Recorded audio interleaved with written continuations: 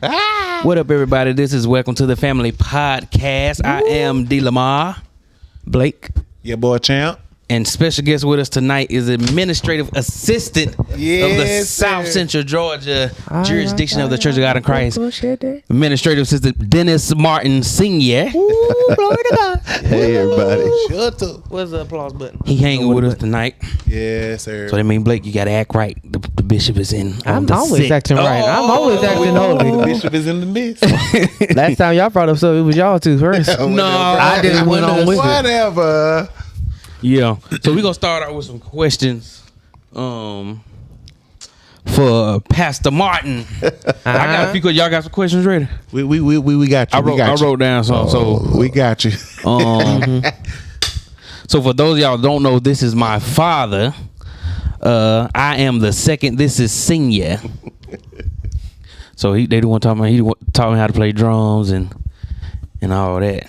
So I'll give a shout out to him because he's the reason I'm still doing music and stuff. Because he went, I pawned my music stuff and all that stuff, and he went and saw my stuff on the side. He went, I ain't know he was doing. Went to Walmart, bought me a brand new computer, bought me a drum machine, keyboard, thousands of dollars worth of equipment. So it's good to have parents that believe in the children's dream. So Amen. thank you for believing in me and spending your money, because now being a parent, I understand.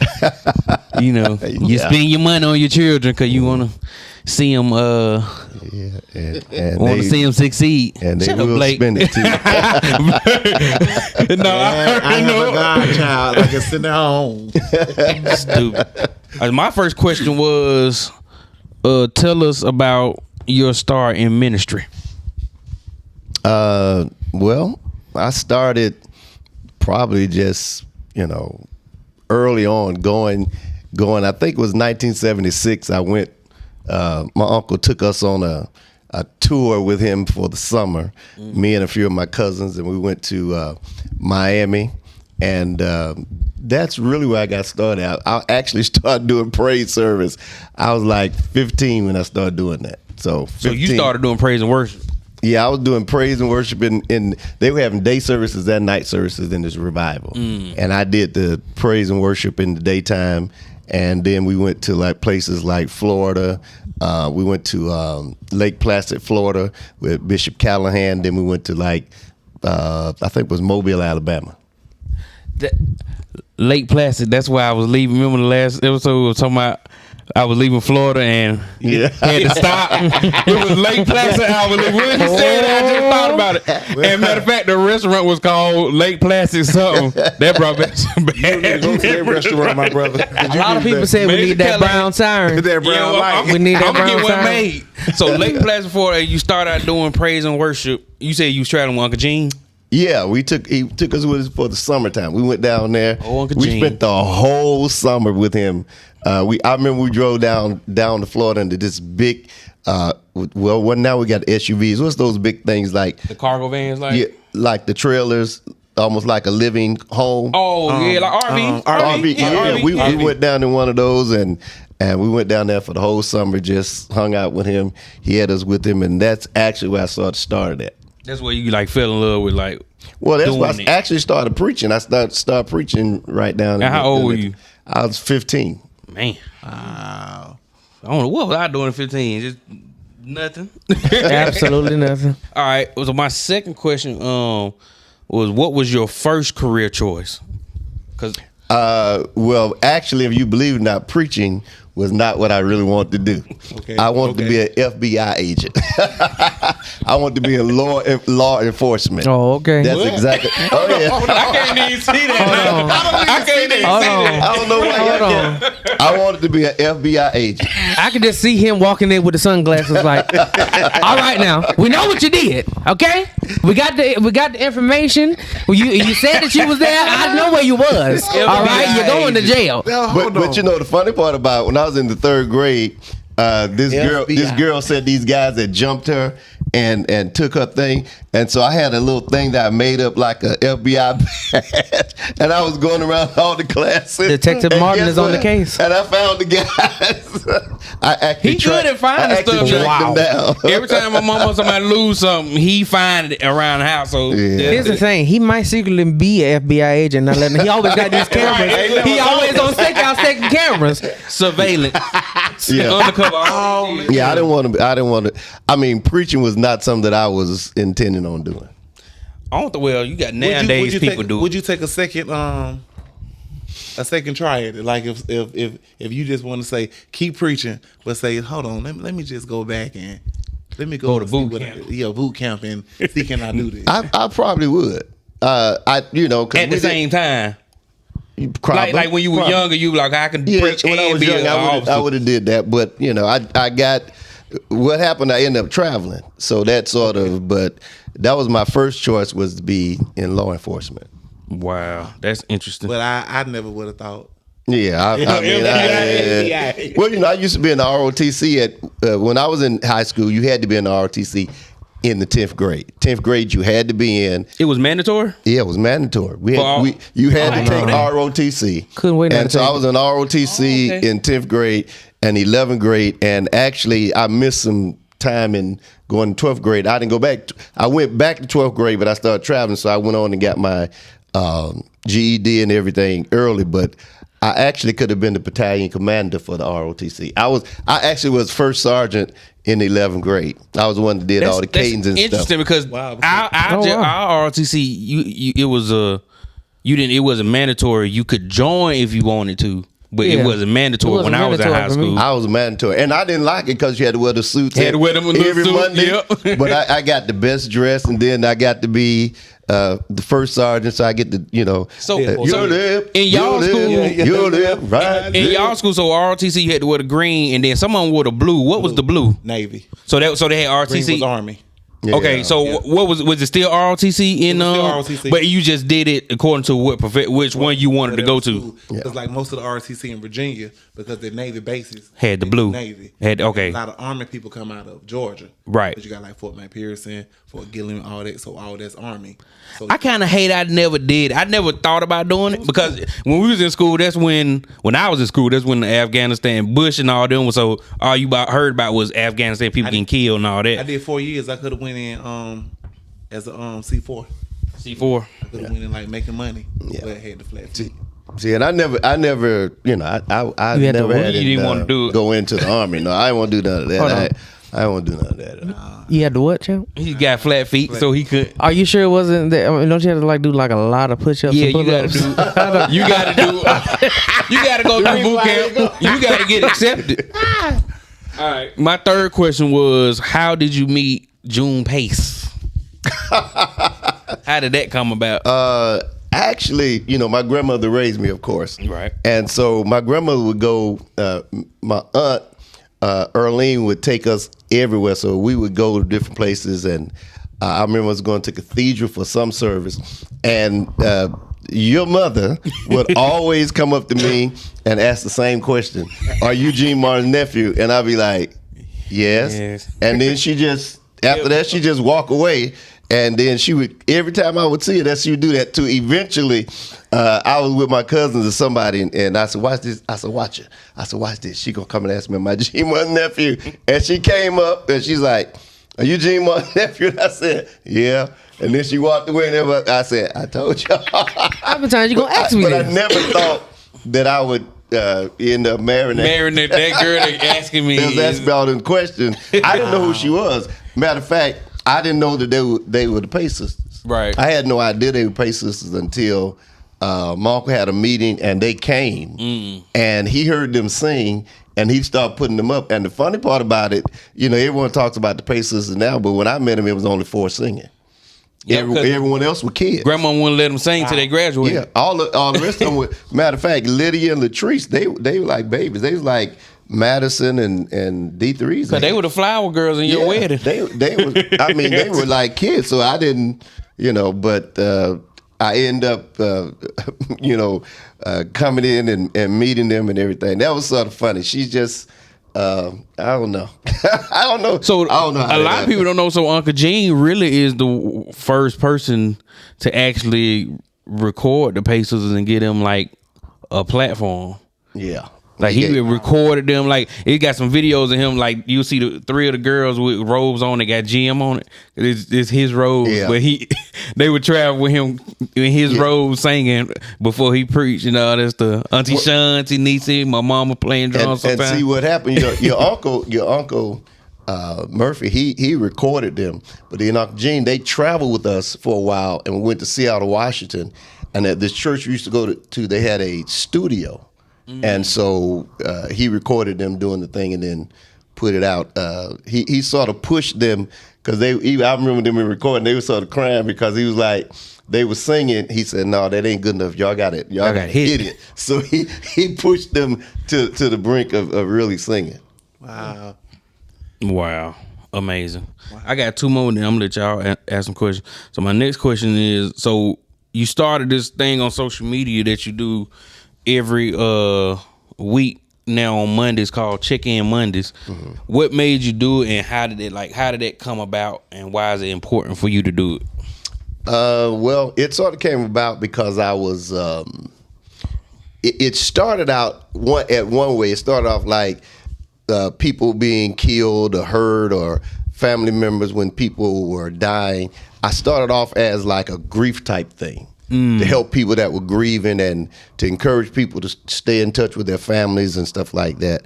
Of course, it's turned into it's still the same thing, but it's turning like I'm dealing with people and just encouraging them on whatever. And one way it came about is because, when and I say this, I'm in an organization, but sometimes you're not always active in that organization, and it's sometimes that's not because of you. It may be because of leadership or whatever.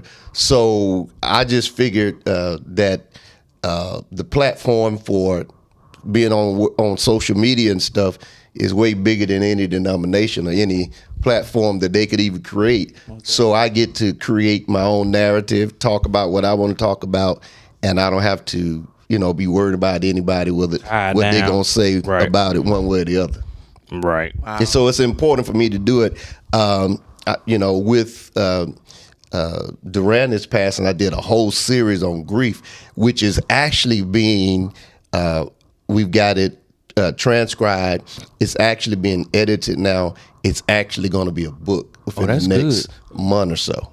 Ooh, that's good. Because most churches don't deal with. They always want to just spiritualize it. Yeah, people in church grieve over the death of loved ones and stuff. And this is going to be the book is going to deal with it has some scriptures in it, but it's going to deal with it where a common person that maybe don't go to church can pick it up, read it, and get something out of it. Where everything in the book is not about spirituality, about grief. Right. That's good. All right, my last question. Then I'm gonna let y'all go ask something. Be good though. It is gonna be good. A lot of people y'all need to get there because a lot of people don't deal with grief good. A lot of people still. That's why a lot of people get sick and stuff because they don't. And mentally, they just still grieve. They don't know how to. Yep, and don't know how to accept it. Yeah. Well, one of the it's got like about 12 chapters. One of the things I was working on, I dealt with a thing about the first one started off was Lord, I just don't understand, and that's was the first one I did, and then I started doing it after that, and people were really locked in on Mondays to it, and there was a preacher in Georgia that his granddaughter died at 9 years old. And when I was talking about it, he sort of pushed and said, everyone's got to hear this, you got to listen at this. And I was just expressing to people that, you don't really have to understand all of it. A lot of times we try to make people feel we got all the answers for what happened, why somebody died, what happened. Sometimes you just don't know. And you just got to leave it as it is and just let the process do what it does. Yep. That's good. Don't hurt. Yeah. Hey, you got to keep going. That's good. Well, y'all be looking out for that book. Make sure y'all subscribe and check in every Monday. What you do, like 10 o'clock? 10 p.m. every Monday night, live Facebook and YouTube. I don't know what it is, but YouTube is becoming my favorite almost. YouTube is It was good. Yeah, YouTube is. the algorithm is good on YouTube. I get the most views out of YouTube live or anything else I do. Yeah. Facebook, I don't know what's going on. Facebook, they be changing stuff. They I don't know. They start doing a lot of political stuff. Yeah, I don't know. All right, my last question, and then y'all can ask something, was, so you are the senior pastor of the Restoration Revival Church of God in Christ in East Point. And so with COVID happening, what is your vision for RRC, and what are your thoughts on the new way of church after COVID? Because it seems like church has shifted to a new, it's a new way now. Like, at first, everything was just like, okay, this. Every week you knew it was gonna be, but after COVID, it was just like, whew, it's different now. So, what's your thoughts on like where you see church going in the next 5-10 years, and what's your vision for RC? Then where you see church in general going? Well, to be honest about it, church is sort of, if you think about it, the way church is now, it was already that way. A few people were already doing it. But then there were those that, before COVID, they were talking about it was the devil. Social media was the devil. You shouldn't be on social media. But then after COVID hit, then the only thing they had to use the devil's tools to get their message out. Now you got to use the devil. You got to use the devil now. But I think we were doing not RRC. We were already doing live streaming, right, and services. So there were people there were some of our members that couldn't get to church on Sundays if they were working, so they would watch that way anyway. Right. But then, of course, our Tuesday night Bible study, we have Tuesday night Bible study, and because of you and Lena, we switched to virtual Bible study on Tuesday nights. Yeah. Because you said you need to do Tuesday nights. I didn't want to do that at first. But it actually turned out in our favor. Yeah, because I was like, man, you'll get more people. A lot in this Tuesday, people, when they getting off work, you got some faithful people that's like, okay, we'll go to church. But then you got them people like, I got to go to work tomorrow, and I just got off work. I'm not going to Bible study. But they'll go home, take a shower, and then watch it. Yep. You know what I'm saying? So, and then you get more people that's not even members. Yeah. It's like they scrolling like, oh, what's this? So, that worked out real good. I don't think we're going to be able to go back to church as usual. I think we're going to be. I'm glad. What pastors I think fail to realize is just because we're ready to go back don't mean people ready to come back. Facts. So they're not actually coming back that quick as we think they are. Some of them are going to come, but some of them they're going to wait this out another year. Yeah, they're going to wean. And slowly come back. And I understand that because at the end of the day, when we're looking at church, we discovered a lot of things during this pandemic about church, that we don't have to stay in church as long. Amen. With 3 or 4 hour church is over. Some people gonna still do it, but you get in, you get out, and do. And I ain't got no problem with 3 or 4 hour church, but only if there's a move. Yeah. Some people just want to be in church for 3 or 4 hours. It's like, baby, God been gone. But see, here's another thing about what this has done is a lot of people, when talking about church and streaming and stuff, we forget that we don't own Facebook, we don't own YouTube, we don't control any of that. And so when you start thinking about that, you look at the fact that we don't control it. So here we are, now we've got to deal with what they present us, what we can use on their platforms.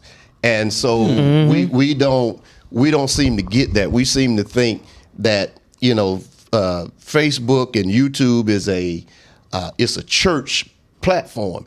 It's not a church platform. When you go on there, you may have church people looking at it, but you've actually got on their territory pushing your things.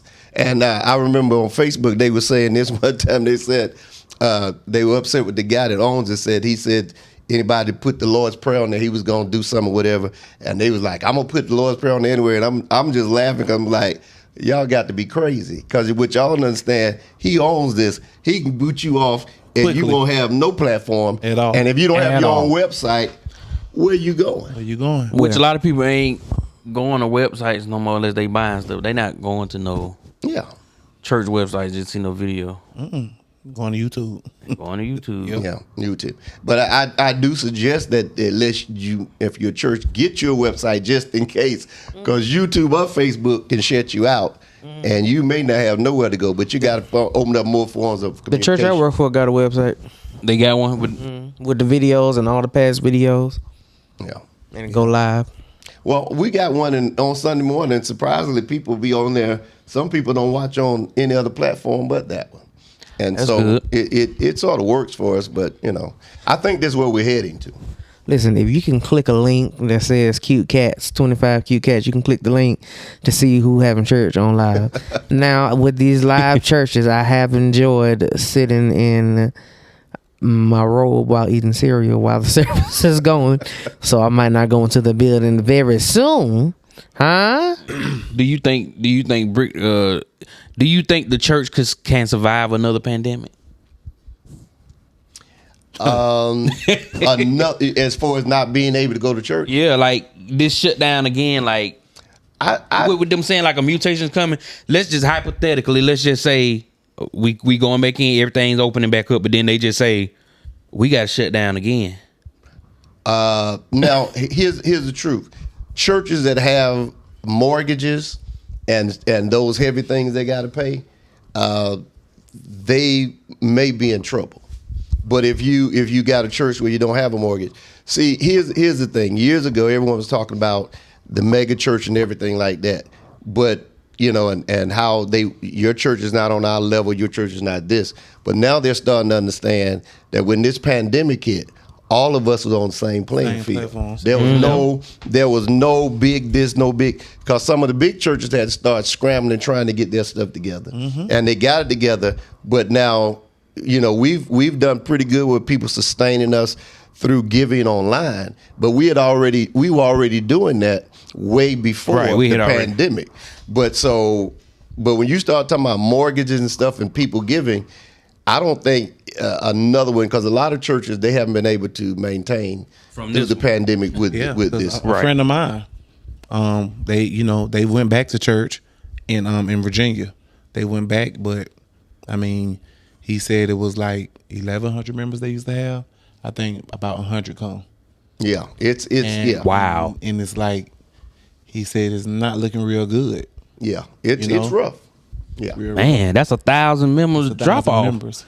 You know what I'm saying? And then just because, big. and you got to think about before pandemic, if you weren't like, you guys were already on Giblify, Cash Right, if App. you weren't on it, you had to that's something find out how that to- yeah. your members, they know. They Yeah, already right. know. So if there's something that's being introduced to them now, they don't know. It's a struggle for them. Because they don't know I don't know what Pastor Marlon gonna do with my money on top of sending him a Cash App. Or I gotta download an app. download How I the do app. this or how I do It's new to them. So it's just something to think about. I don't think that it could survive another pandemic. I don't think the overall they were prepared Yes, sir. for anything that may produce a shutdown. Now our last service was like March 15th, 2020. We going back in August, but I have to say we've done exceptionally well in the pandemic. Matter of fact, I've been totally shocked how good we've done, but it is a fact. Then you got to understand too, what we're doing here. It's like this is sort of natural to sit in front of a camera with a mic. Everybody don't know how to do that. Can't do it. So some things like that they're learning, and it's like foreign to them. So they're like, "Well, how I do this?" Some of us just sit and you hit the button And let's go. we roll it. Because we've been doing it. You've been doing it. I remember when we first started, Monday used to do openings and closes and all that. Because we was on TV. We was on AIB. So he actually had to edit the broadcast, take it to the thing. So this is like, that's second nature. But some people, they never had that. And that's why you see they got the cell phone stuff falling down. It's like, okay. And now your people ain't going to be engaged because it's like, what are they doing? Like, The young lady told me, she said, how do you come in here and sing in front of this camera like you got 100 people sitting out there in the pulpit? I was like, I mean, I belong to a church down south.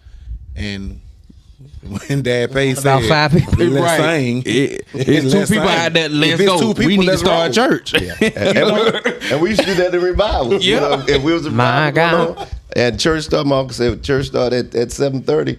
That's what he meant. Yeah, 7:30. He didn't let's care go. who was there. They come in when they come in. Yeah, you got it. All right, y'all got some questions? So, a question I have is how does it feel to be related to I think he's popular, you know, Uncle Gene. Like how does it feel? I mean, knowing that you are related to a man that started, I mean, he was in the mix of a lot of controversy back in the day, like A.A. Allen. And so like how does that make you feel to know that you are part of that legacy? Well, makes you feel good. I remember when I was like King's age, D3's age, when he would come home and stuff, and then he would leave, I would be bawling and crying and stuff and all kind of stuff. Wow. And then we would travel sometimes to meet him in different places. I don't think I knew how popular he was when I was that age until I started growing up.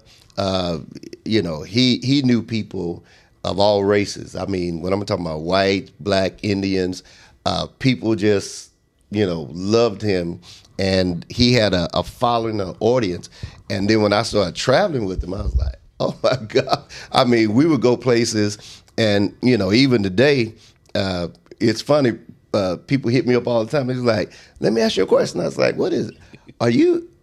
You wouldn't happen to be kin to Gene Martin, which I was like, yeah, that was my uncle. They was like, oh my Lord. And then they started giving me all these stories Wow. of what he used to do and how he used to sing. And I was like, okay. Yeah, he was. And when you look on YouTube and stuff like that, his videos, I was thinking about this day. I said, you can tell how popular a person was when they live by how many times people still watch them when they're dead. Mm-hmm. That's true. That's true. Yeah. I mean, you just think about a person like me. I ain't known nowhere, but I have a friend on Facebook that asked me to come to the church because I knew Uncle Gene. Yeah. It's a guy at church I play at on Sunday. They knew my last name was Martin, but they didn't put two and two together. They came up to me the other day. They was like, "You would happen to be?" They said, Are you related to Dennis Martin?" I said, "Yeah, that's my father." You talking about the Dennis Martin who's Gene Martin nephew? Yeah. I'm like, yes, that's Gene my Martin's my uncle. They like, oh my God, that's why that organ sound like that. You just play. Yeah. I was like, so it's like, yeah, I still get that to this day. So okay, so Uncle Dennis, were you at the service? Because this is one of the stories I'll never forget. He said Uncle Gene said the crowd was not really into it. And he said he just bust out with the song, play that funky music, white boy. And he said the church went crazy, and they had stupid church after he did that. Yeah, he did all kinds of stuff. Come in, the music be going. I can believe that. The music be going, and he just we pull up, and the dance music going. So he give us his bag, and he bust the door open and dancing down the aisle. I just couldn't wait. With that Jerry curl bouncing. Yeah. And the whole church smelled like his cologne. Yeah, he was he was a master Yeah. at what he did. Yeah. He was a master at his craft. I know other people that do it, but I've never met anybody that know. I mean, he could tell you what key he was getting ready to sing in. He could tell you what key to put him in. He could sing any song. I don't care what the song was. He could do it. He could sing it. I didn't know till you told a few years back that he was nominated for a Dove Award. He was nominated for a Dove I ain't know Award. that. Wow. He sure was. That's big. That's real He was big. Yeah, nominated that's for a real Dove big. Award. Black people don't really, I mean, now they try to, but back in the day, black people didn't get nominated for Dove Awards. That's a contemporary, that's a CCM type. Yeah. So now they got like Kirk and all them kind of, but back in, you got to think about it, that's back in like the 60s and 70s. They weren't nominating no black people. He was listed with Walter Hawkins. Walter Hawkins won it, but he was nominated for him in the same category that's with Walter big. Hawkins. That's big. And but see, the thing about him is he was so engulfed in ministry He and what he knew was where- doing. yeah. That really wasn't a thing because they tried to get him to come to a lot of stuff like GMAC and all this stuff, and he just it just wasn't his thing. But you know, But he'll could do- go and preach to 3 people on any reservation he'll for go months. Oh, any reservation. Let me tell you something. Any reservation, they loved him. That's how I got introduced to any reservation. I didn't know where we were going. We went and when I say any reservation, I mean real any reservation. Real Indians. We would go to Arizona, go up into the mountains and stuff. White River, where we went, and we lived in cabins up there. They have no phones in the room. You had to go out to the phone booth like Clark Kent. And so we lived up there. Then we came down to placed them with the Gallup, went like Shiprock, New Mexico, and stuff like that. And when I tell you, I remember we went to Shiprock and in Gallup, there was nobody in Gallup we were there for a month with nothing but Indians under a tent, sawdust. And most people don't know this. They think when they see me or somebody, they be like, oh, he you know, but they don't even know. When you talk about evangelism, we did the real evangelism. You did it. So we was there for a month. We only saw 2 black people the whole month we were there. Wow. Wow. 2, and there was an elderly couple that stayed there, but we were we were there totally under a tent for a whole month with an interpreter. So we preaching there. And the Lord said we couldn't do that. And we say, and God said, and the guy, his name was Jerry, he said, and you wait for him to get finished because you like, I ain't say but 2 words. Right. Does that mean What God said? are you saying the same thing I said? Hold on, that was a long message. We're going to have to cut this message short. We're going to have to cut it. And they saying something. We're going to have to cut this one And short. then the Indians, when they dance, when the ladies dance, their hair come down, and they don't dance like we did. They just, this is how they dance. They just stand there and shake and stuff. And so we I would have loved to Sounds like experience me. that. Sound like me. Man. Yeah. Tomato dance. We were talking about her the other day. And we did. We put tents up and everything. We did the Tents. I remember. real Did these deal. tents have air conditioning? No. And then my boy, they in Phoenix and New Mexico, so that's Yeah. it was hot. That's different type of heat, brother. Listen. I love the Lord. I love the Lord, I love the Lord. But I wouldn't But I had to come all this way to enter into hell when I'm trying not to go. That's hot. But we had fun. I mean, we had fun. We traveling with him. I got to experience a lot of stuff. That's the first time I rode a horse. I saw it on TV. I didn't know how to stop it, so I jumped off of it. I was like, Lord, I didn't know to pull. He said, "You finna go by yourself, man." I didn't know to pull back on it, and he was getting faster and faster. So Oh, my I just goodness. jumped They didn't off. explain to you. They And, were like, "Hey." No, they didn't tell me that. They But- probably like, oh, he know how to ride. Yeah. No. Man. But eventually, I did it a road again. But the thing about the horses, and like you riding in the desert and the horse, if he sees a hole, he jumps over. And if he sees something in the way like a bush or something, your legs might run into it, but he's scooting around it. And so you're like, what in the world? And they take you out places and you don't know where you at, but the horse always know how to get back home. So that was always a good thing. And we was in, And you out there with rattlesnakes and all this stuff. we used to have, and we drove everywhere. We didn't fly. We drove everywhere. We had our own. So you might be in Phoenix, car have and air then the next conditioning? night you got to be in Detroit. And so y'all driving. That's fine. But I'm about to say. we schedule the way we schedule. Monday was our travel day. Well, Monday and Tuesday used to be our travel day, but we would get there one day, so he cut a day out. So we started Revival on Tuesdays through Sunday. Monday was our travel day. For instance, if we were the only time we didn't do that, if we were in Dallas on the week, we would close out. He would close out Sunday by himself. We would leave Saturday night at midnight, driving to Phoenix. From Dallas to Phoenix, the next day was a whole day through Texas. From Dallas to get to El Paso, that was like if you left at midnight, you didn't get to El Paso until the next night at midnight. So we drove through Texas. Texas was that big. You drove through Texas all day, and then you got to Phoenix like the early morning on Monday or either Tuesday. Yeah, Did you do it, man of God? that sounds- you are evangelist. That sounds like a whole lot of I'm not doing that. That's not my calling. That sounds like a whole lot of you're finna fly me out. That's why. And see, that's why these new evangelists preachers, they don't know. All they want They to do is whole hoop and get somebody to dance. Right. They ain't did that. They ain't did this. We would drive from L.A. to Seattle, Washington. No, now understand, L.A. is down here. Seattle is top. way up there. That's so right that by means Canada. we had to drive all the way through Portland and all those areas. We get to Seattle. Seattle was a place it rained almost every day. And then we drive back to California and we would be in California from April to almost the end of June to July almost. That was our schedule. My uncle actually had a booking that if I had it today, you wouldn't. And we didn't have cancellations. Nobody canceled us. We were booked every week. Yeah, I believe y'all was really literally on. They were doing like what Jump. He doing that on tour. That was the tour. That's a tour, baby.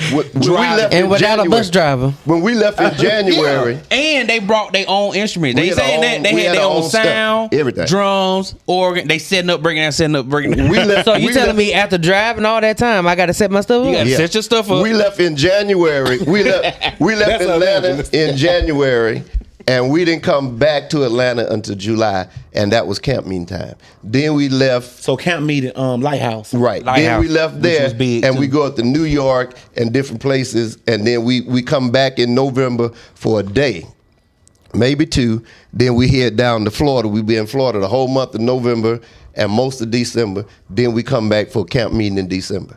So we were all. When I say we've traveled all over, And then I'm not exaggerating. Camp meeting was packed because he'll bring in some heavy hitters and camp meeting packed. They doing the same thing they did on the road, singing, doing all this. Then go hit the road again. And half these new evangelists be having a problem when they got to check in one of their bags and pay for it. Listen, Yeah. and then Like, baby. they want a fruit basket in the room. They want a fruit basket that's, that's this they tall. need a ticket for them, for their You need to pay for my musician, food expenses. and for their armor bearer. And I need it better not be And coach or I Sunday. didn't They want a believe it. certain I didn't type of believe juice. it. I went to a concert down in Macon with Auntie Sean long time ago, right? And you know, Auntie Sean had the little sandwiches, different little stuff. I mean, table set up nice, right? I go to the other artist room. I mean, she is none up because they didn't have her food hot. That's how they do, I bro. was like, Man. man, you really Get turned out. up like It this? turned from Get out. ministry into now this is literally just You a entertainment now. job. It's just an entertainment. They You think just they're entertain- Hearing entertainers. what Uncle Dennis is saying, that's real evangelism. You know what I'm saying? I remember him saying- nobody's been through, like, who can really say that they've been through that? I remember him. Uncle Gene was saying that when he was with A.A. Allen, sometimes this how it really was. It was during that time to where A.A. Allen and his crew, they can go to the restaurant and eat. They would have to sneak Uncle Gene in through the back because he was a black man just to get him something to eat. That's how real it was. Like it was in that time, and he's still going out there ministering and doing all that when he can be killed just for I'm being ready to black fight. in I'm the ready to fight restaurant. now. I want Right. my burger. But So, just to think I about, wanna sit down. Just to think about I mean, I know this sort of kind of off the subject, but the anointing that was at service Sunday. Yes, it was. If Uncle Gene hadn't have been through what he been through and labored the way he did, do you think that anointing that rests in there Sunday, the preacher said, this is Reverend Gene Martin. Yeah, he said, He said, Reverend "This Gene is Martin Reverend- prayed for this prayed for ministry." this Yeah. that was taking place at that moment. Wow. Yep. And like, but if he had not been through what he been through and been the place he's been and did the stuff he did, do you think that anointing would still be like lingering now? No, and you know what I think? I mean, this is my personal belief. I think people that like Uncle Gene and Uncle Jay and people that went on that were anointed like that, there are some stuff that ain't even grandmother stuff that they pray for and stuff that they instill.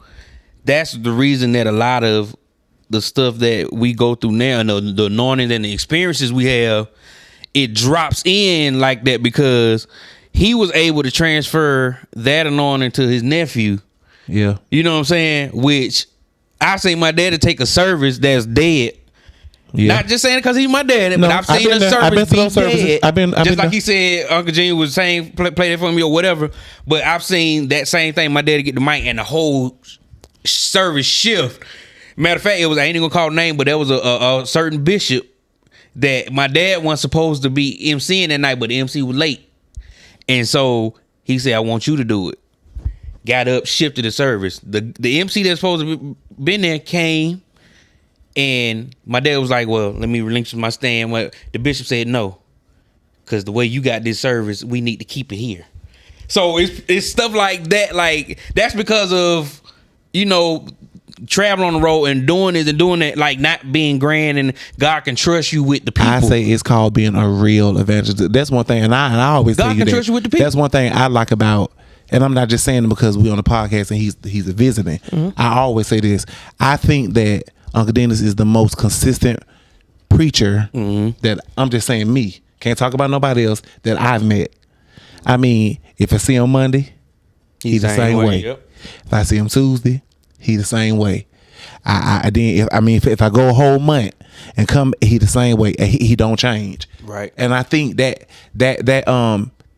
comes with, good training and good leadership and having a good covering growing up. Right. Because these people out here switching too much. Yeah. Everybody got Switch it's and a new switch. spiritual father every 2 months. And everybody, this your one was uncle just and your your spiritual auntie. father. One of the funniest things And to they watch. younger than you. And you younger than me. But I'm saying, what up, What? What was you saying, Wow. Blake? One of the funniest things we were talking about during the pandemic and how the church survived. Nobody could really like be evangelists or prophets and be traveling like that at the moment.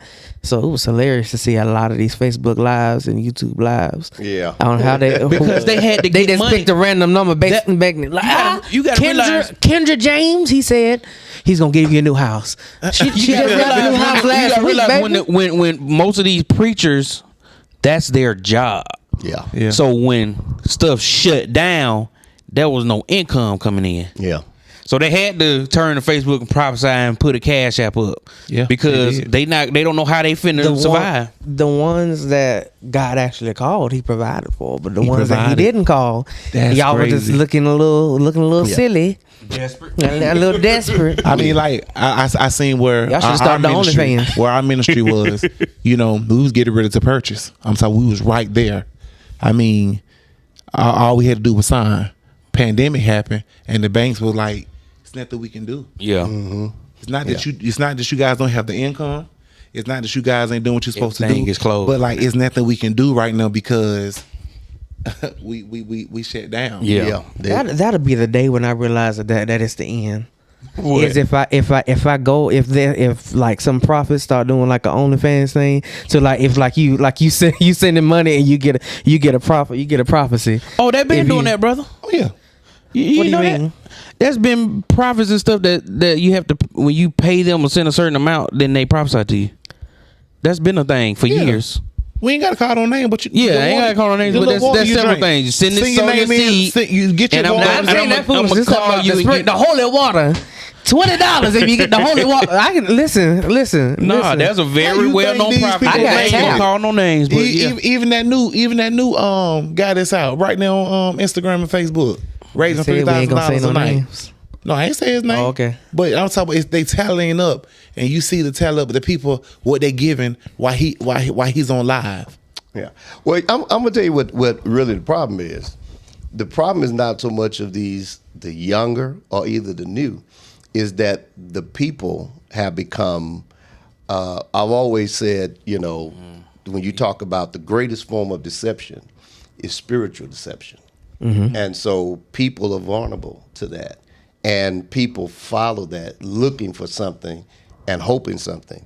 That's why I respect all of these male and females, but some of them, when I look at the stuff that we actually did, you talk about my person like me, you talk about Bishop Bobby Henderson, you talk about Bishop Richard White, Mr. Yeah, Clean, you talk about different ones, you talk about the late Apostle Richard Hinton and stuff. These were people that actually preached.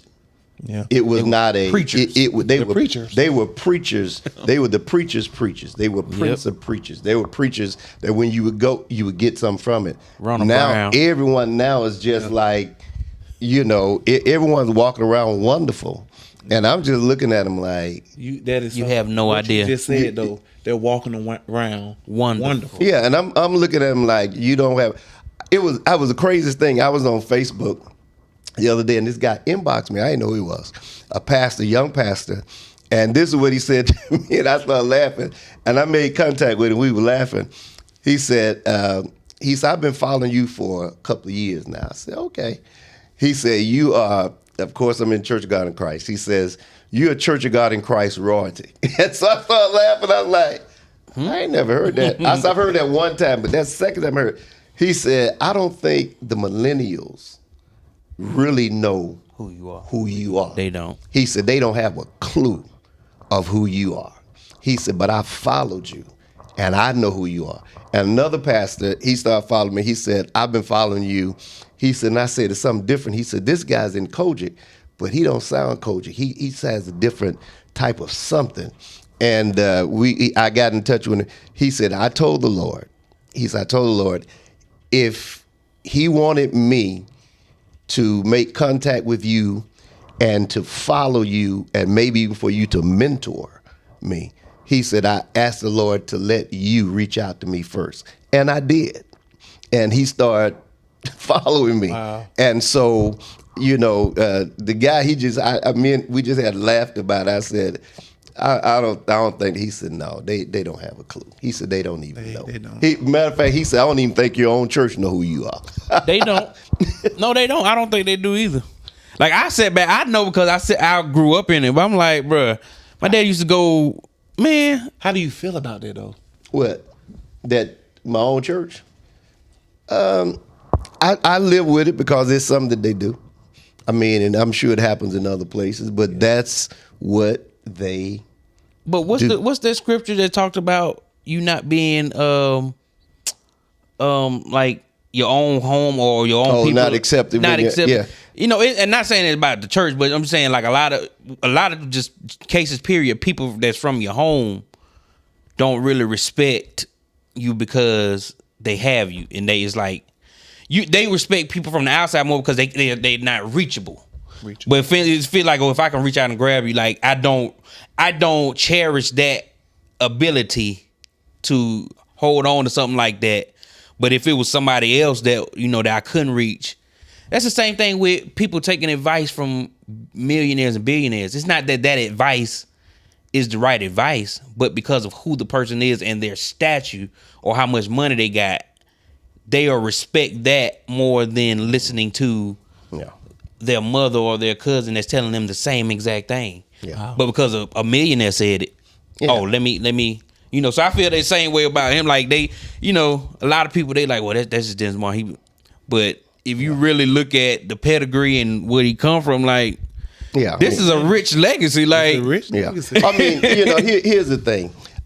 It's like, Bishop G. Patterson appointed me the president of the International Department of Evangelism. I served 4 years there, and then when Bishop Blake, in the midst of that thing, Bishop Patterson died, Bishop Blake took over, and that was 2 years, and then Bishop Blake became the presiding bishop for a whole term, and he put somebody else in. I didn't have no issue with that because that was his prerogative to do. But at the end of the day, for the last 12 years, they've spotted me in a, leadership conference here or there to teach a class or something. But as far as anything else, I haven't been put on program to do anything or whatever. So that's how a lot of stuff that I started doing got birthed, because I just felt to myself, I've got too much in me to sit around and wait for somebody to hand me something. Right. So I started doing what I'm doing, and other people are responding to it. And I think that's what you have to do these days. You can't wait for somebody to give you something or just wait around, because people have all different type of motives why they don't do certain things. And sometimes you don't know why they doing it, but sometimes it could be something personal against you. It could be anything. And, after I started actually 15, but 16, it really got into full ministry. I've been doing this 44 years in ministry. And I'm 60, so I don't think I have to prove anything else. Nobody. Or wait for somebody to give me something to say, well, we're going to validate you. After 44 years, if I'm not validated, I don't need no validation. And I had a pastor friend of mine, he's deceased now, Bishop Ronald Brown, said to me years ago, he said, pray that God gives you longevity. You want to be standing when others are off the scene. And so 44 years, is a long time to still be standing. Yeah, that is. We live in. Yeah. I think you should do a little small series on that though. What's that? Like, validation. Oh yeah. Church validation. Yeah. I You think have a lot of people in church seek that think that validation. they need a validation, and what they got is good, but they think that it's not good because they're not being accepted by the people that look good. right. And a lot of times, see, people go after a lot of different things. They go after looks, charisma, whatever. It's just sort of strange about how church operates. You got billionaires that don't dress like billionaires. Millionaires that don't dress like millionaires. That's not just the church. That's the world period. Yeah, That's what I'm saying. we like that. We like that. You got to have a certain thing to look like, and you can have that and still not have what you look like. You can be looking the part and still not have all that you say or what you looking like. Like sometimes you be looking at these things and people be living in these houses and you be like, man, that's a bad house. Then you come to find out either they leasing it or it's just some on loan to them. But the way they were in it, it looks like it was their house. So we got to do a better job with you want what they with want. the way Renting Rolls Royces. Yeah. And like I said, I don't really say much about it because I know people get their little feelings on their shoulders and stuff, and somebody probably get it when they say this, but it really doesn't matter. But I'm just saying, when you have put your life into stuff, and I say to people, wear all this stuff loosely because you put your life into it, and people will tell you to be loyal to it, and you can be loyal to it, but it's not loyal to you. And that can be an issue. No, that's Yeah, you can be loyal. You can be loyal to it. I'm giving you full attention, your stuff, We got and opportunities here. then they will not be loyal to you, and you trying to figure out, well, And you done gave your whole life your to whole life them. to it, and There's then something that ain't never been loyal to you. yeah, and then they just come along and maybe, and I'm not person talking about me. Calm down, but they champ. come along and just kick you to the curb, and you like, well, what else am I supposed to do? You got to understand that. That's all I said to a friend of mine the other day, we were talking, and I said to him, there's no, and I'm not talking about necessarily Church of God in Christ or anything. Right. I said, but there's no denomination anywhere bigger than social media. nowhere. I don't care if they got 10,000, Right about it. 10,000, 8 million, they can have 90 million. There's nobody bigger than you sitting in front of a camera, taping yourself or going live. Because the thing about it, once you do that, like y'all do these podcasts, y'all could say, well, we're not going to do no more podcasts. And 2 or 3 years from now, somebody going to still be looking at y'all podcast Yep. Yes, sir. and commenting on it. Yep. Where you waited for them to give you a platform where you could have been doing your own stuff. You got to Sitting know around where waiting. you got to put value in yourself and stop letting people put value on you. That's good. That's real good. Yeah. So y'all want to do something? Don't be waiting for folk out there. Start it. No, you can't. The only validation you need is God's validation. Huh? Yeah. You can't wait on people to do that. I mean, that's a subject I could, I just sort of feel some kind of way because I've seen other people do that, and they just sort of wait to see, well, what can I do? And they're waiting on people to validate them. You can't do that. Not today. You may be in, you may be out. They may not choose you, but God has chosen you. As long And as you got His choice, Yeah. He chose you. That's Because he validated you when he created you. He knew what your purpose one thing that was. he said, and he promised, and he said this to me. He said, "I'm not going to let them leave you behind." So that means he's not going to let them leave you behind. They may think they leaving you behind, but God will create a way that they'll be trying to figure out. Now we know we had them where they couldn't do anything. How did they get here without our help? They got there because God decided that what I've invested in them, I'm not going to let you leave them behind. If I got to go outside of you and get somebody totally different to make this happen, guess what? I'll do that. Because and y'all the done forgot who in greatest charge. testimony we got of that is our sister Durandis. Yep. She's deceased, but that's the greatest testimony. There were people that would not invite her to sing, wouldn't invite her. But one thing, standing in front of the camera, coming in on Thanksgiving Day, singing, pushed her, and she ended up on the Steve Harvey show. And she's deceased, and they will be watching that 10 years from now, 20 years from now. They'll be listening at her voice. So God says, I'm going to go around the system. I'm going to go around what y'all created, what y'all control, and y'all let people in. It's like the VIP. Y'all let people in this door if they got the badge. I'm going to go around and get them to the place that I called them to be without your help. And when they get there, then guess what they don't owe you? Nothing. They don't have to say thank you.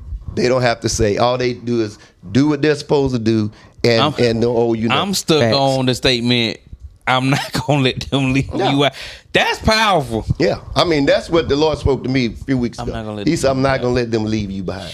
So that means God's gonna make a way for your presence to be where they can't control where you are, and you got to know that, and you got to rest in it. It's almost like the enemy will fight you and be like, "Well, you can't," but you just got to be like, "Okay, you know what."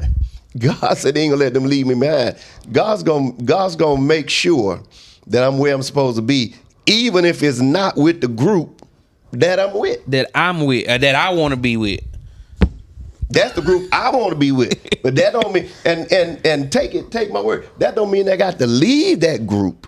Mm-hmm. But God can raise me up in the midst of that group, not so much in that group, but raise me up where they'll be looking like, how they did that? How did they do that?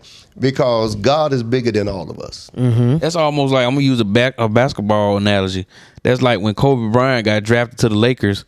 He was not the star on the team. No, it was Nick Van Exel, Eddie Jones, all them. He was coming off the bench. Mm-hmm. He ended up they dubbed him the greatest Laker to ever play. Because he played his role, he got elevated from off the bench and turned into the star. Well, I'm gonna say this. I'm gonna say this last thing, and I'm gonna be done. Think about it. Most of us waste a lot of time in ministry, worrying about who's gonna put us somewhere, who's gonna appoint us, who's gonna do this, who's gonna do that. And if you think about it, if we go and really look at it, before we knew anything about appointments and positions, God called us. We had no clue about all these positions. Mm-hmm. We didn't find out until we came into these particular organizations and stuff. Then we started knowing, well, this one you be a bishop, you did be apostle, But before, when we first got called, God knew everything, and he called us. And what our main focus should really be on is just doing what he called us to do. And and another thing he said to me, I was in St. Louis, I'll never forget this, at the convocation, sitting up in the nosebleed section. And I'll never forget he said this to me just like I'm talking to you all. He said these words. He said, if you do what I told you to do, you won't have to find them. They'll find you. And that was it. He said, if you do what I told you to do, you won't have to find them. They'll find you. Listen, it's always these last 8 minutes. Lately, it's been the last 8 minutes we've been having church and on the podcast. That was good. Yeah. Well, you got some Lord watch between me and the. Hey, when I tell you, that's the benediction. Well, thank y'all for having me. We appreciate you for coming on. Yes, sir. Y'all give a round of applause. What's the applause? Which one is the applause button? It ain't even up. You need to label these. I need to label it. Oh man. Yeah. Y'all had any more questions? That was it. I mean, everything has been said. That's a wrap. He said what he said. That's the good stuff. Ooh. Well, we appreciate y'all for tuning in to this episode of Welcome to the Family Podcast. Yeah. This has been a great one. We'll see y'all next week, and you know how we end it. Now that's better.